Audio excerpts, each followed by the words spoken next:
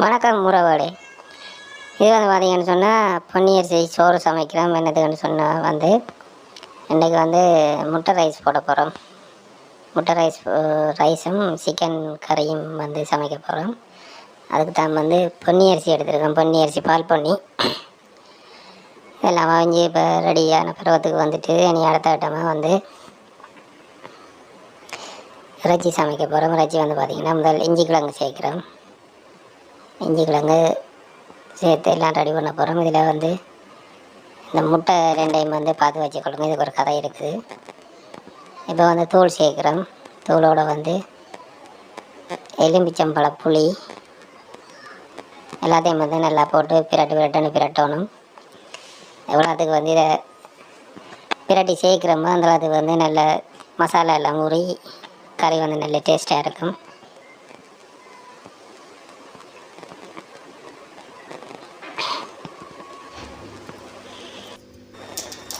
இப்போ பார்த்திங்கன்னா இறைச்சி கறிக்கு வதக்க போகிறோம். அதுக்கு கருவாப்பட்டை மற்றது பிரியாணியில் ஏலக்காய் அதோட பெருஞ்சீரகம் கொஞ்சம் சேர்க்கணும்.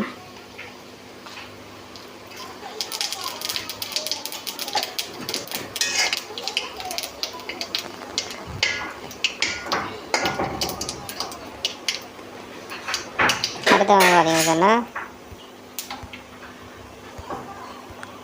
கருவேப்பிலையும் ரம்பையும் கொஞ்சம் சேர்க்கணும். அதோட நல்லா வாடி வதங்கி நல்ல வாசமாக இருக்கும். இதோட ஒரு பொடி வெங்காயம் நீங்கள் அளவுக்கு உங்களுக்கு தேவைக்கிற மாதிரி சேர்த்துக்கொள்ளலாம். உங்களோட ரைஸுன்ற அளவுக்கு ஏற்ற மாதிரி வெங்காயத்தை நீங்கள் சேர்த்துக்கொள்ளலாம். பச்சை மிளகாய்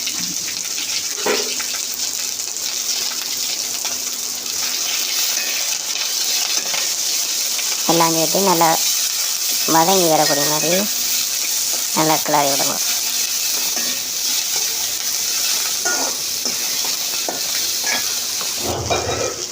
இப்போ பார்த்திங்கன்னா தெரியும் எல்லாமே நல்லா வதங்கி இதுக்கு பிறகு நாங்கள் ஏற்கனவே தூள் உப்பு எல்லாம் போட்டு சேர்த்து வச்சு அந்த இறைச்சியை இதுக்குள்ளே போட்டு பிரட்ட போகிறோம்.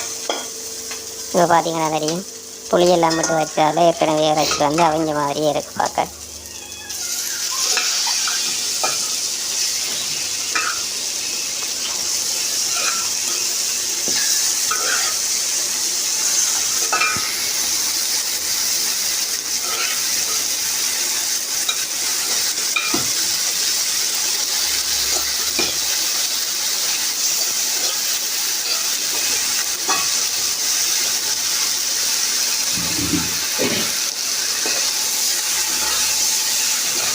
நல்லா பிரட்டி தருங்க. இது பார்த்திங்கன்னா நீங்கள் கடையில் ஒரு ரைஸ் சொல்கிறதுக்கு கொடுக்குற காசோட இன்னொரு கொஞ்சம் காசு கூட போட்டால் வீட்டில் இருக்கிற எல்லோரும் நல்லொரு ரைஸ் ஒன்று செய்து சாப்பிடக்கூடிய மாதிரி இருக்கும்.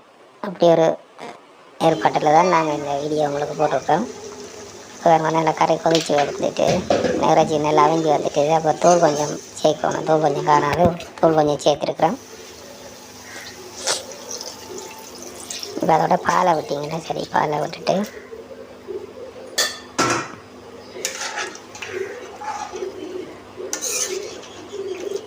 நல்லா கிளறி விடுங்க.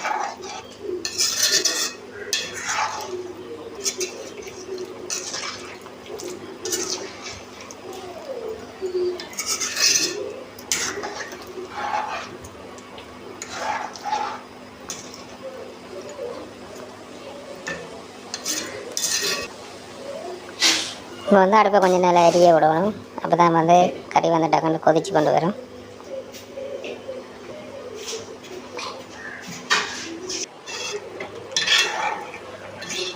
இப்போ பார்த்திங்கன்னா கறி நல்லா கொதித்து கொஞ்சம் பற்றி கொண்டு இதுக்குள்ள அந்த முட்டை ரெண்டையும் எடுக்கணும். முட்டைக்காகவே ஒருத்தன் வெயிட் பண்ணி கொண்டு இருக்கிறேன். அதுலேயும் ஒரு முட்டை உடஞ்சி வச்சுட்டு மற்ற முட்டையாச்சும் முழுசாக எடுக்கணும்.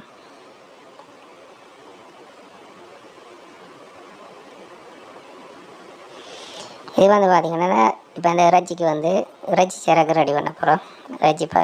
இறைச்சி சிறகு தூள் ரெடி பண்ண போகிறோம். அதுக்கு எல்லாத்தையும் வறுத்து போட்டு அடித்தோம்னு சொன்னால் நல்ல பவுடராக வரும், நல்லாயிருக்கும்.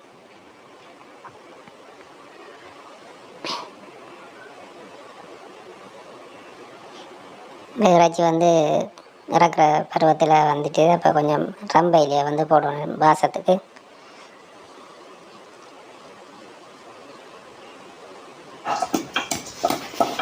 அந்த முட்டைக்குரிய அழிவர் தான் அதான் நான் ஏற்கனவே இந்த முட்டையை பார்த்து வைங்க, இதுக்கு ஒரு கதை இருக்குண்டு. அந்த முட்டைக்காகவே வந்து இறைச்சி சிறகு தான் அடிக்கணுமா அப்படின்னு சொல்லி அடிக்கிறார்.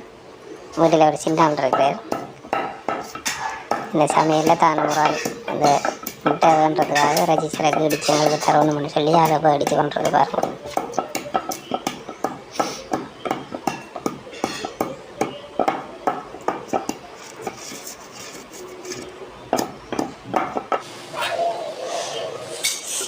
இப்போ வந்து பார்த்திங்கன்னா ஐட்டம் வந்து ரைஸுக்கு வந்து அதுக்குரிய ஐட்டங்கள் கேரட், வெங்காயம், உள்ளி, இஞ்சி, மிளகாய் இதில் வந்து வளர்க்க போகிறோம்.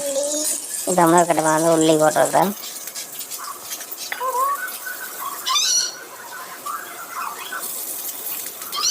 பச்சை மிளகாய்,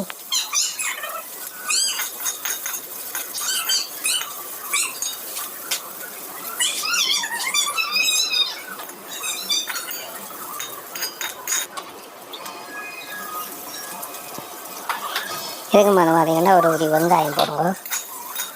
உங்களோட ரைஸ் இந்த அளவுக்கு போட்டுக்கொள்ளுங்க.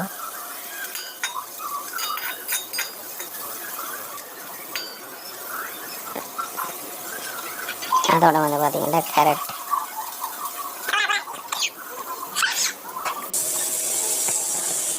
இப்போ நல்ல பூ போல் கோவா நல்ல சின்ன பொடி பொடியாக கட் பண்ணி வச்சுருக்கிறோம். இதை வந்து போட்டு திரட்ட போகிறோம்.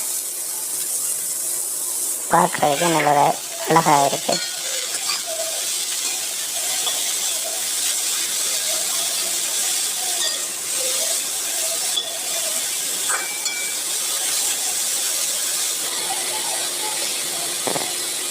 இப்போ பார்த்தாலே தெரியும் நல்லா வதங்கி வந்துட்டு, எல்லாம் போட்ட ஐட்டங்கள் எல்லாமே வதங்கி வந்துட்டுது.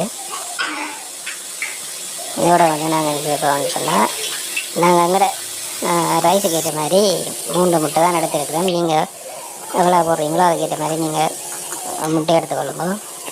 முட்டை கூட போடலாம், பிரச்சனை இல்லை. உங்களுக்கு பிடிச்ச மாதிரி எடுத்துக்கொள்ளுங்க நீங்கள் முட்டையை. நாங்கள் 3 முட்டை தான் சேர்த்தோம். வரம்பு கட்டி விட்டுருக்கு, இதுக்கு நடுவுக்குள்ளே தான் முட்டையை கொதிக்க வச்சு இதோட சேர்த்து பிரட்ட போயிடும்.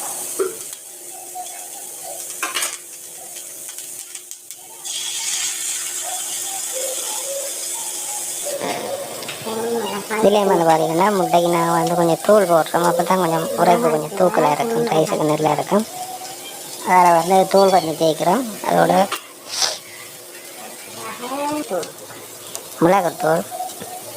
மிளகுத்தூளும் அதோட உப்பும் சேர்க்கணும்.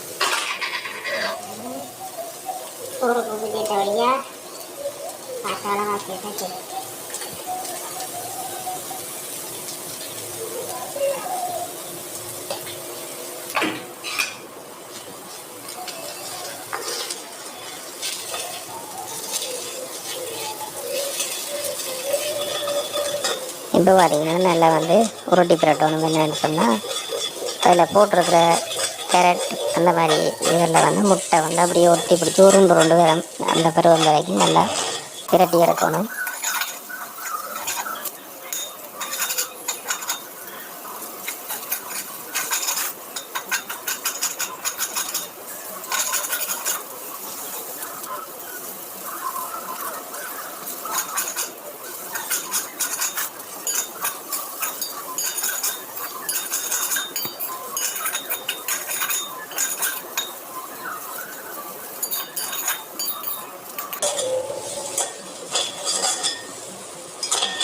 பார்த்திங்கன்னா தெரியும், அந்த முட்டையெல்லாம் வந்து அந்த போட்டிருக்கிற மரக்கறி ஐட்டத்தோடு வந்து எல்லாமே அப்படி ஒட்டி உருண்டு கொண்டு வருது.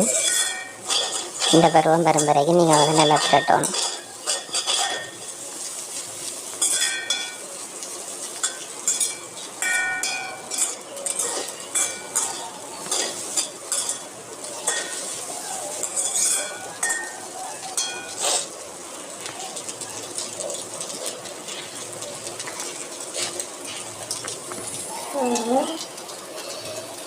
அதுக்கு பிறகு வந்து நாங்கள் 2 பேர் சாப்பிடக்கூடிய மாதிரி தான் இதுக்கு வந்து நாங்கள் சோறு எடுத்துருக்குறோம். அதான் வந்து போட்டு பிரட்டக்கூடாது. நீங்கள் வந்து உங்களுக்கு அளவுக்கு ஏற்ற மாதிரி எடுத்துக்கொள்ளுங்க.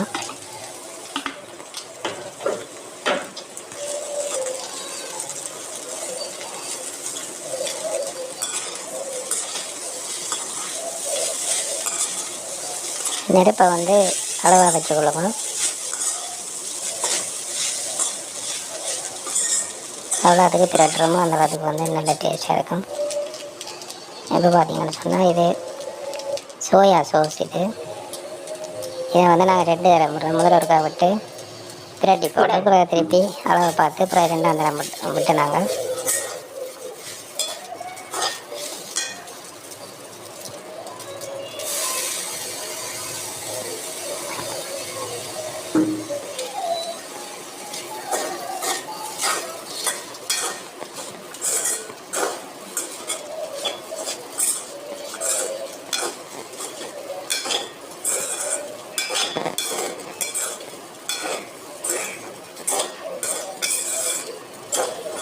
இப்போ பார்த்தீங்கன்னா அந்த பருவம் வந்து சரியாக இருக்குது. குழஞ்ச மாதிரி இல்லை. எல்லாமே வந்து அந்த ஒன்றோட விட்டாத மாதிரி கணக்கான பருவத்தில் இருக்குது ரைஸ் வந்து.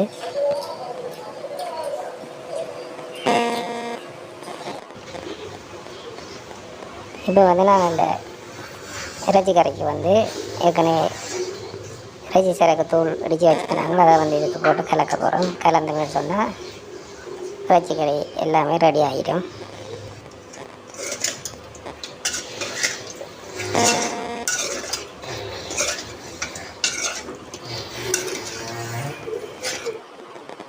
இப்போ வந்து பார்த்தீங்கன்னு சொன்னால் ரைஸ் வந்து ரெடி. முட்டை ரைஸ் வந்து ரெடி. இதுக்கு வந்து நாங்கள் முட்டையை அவிச்சு வைக்கல, பொரிச்சு தான் வச்சுருக்கிறோம். பொரிச்ச முட்டையை கொண்டு வச்சுருக்கிறோம். அதோட பருப்பு கறியும் சமைச்சு நாங்கள் பருப்பு கறியும் சேர்த்துருக்குறோம். அதோட சிக்கன் கறியும் சேர்த்துருக்குறோம். அருமையான ஒரு வீட்டு சமையல். நீங்களும் இதுபோல் செய்து பாருங்கள். நன்றி.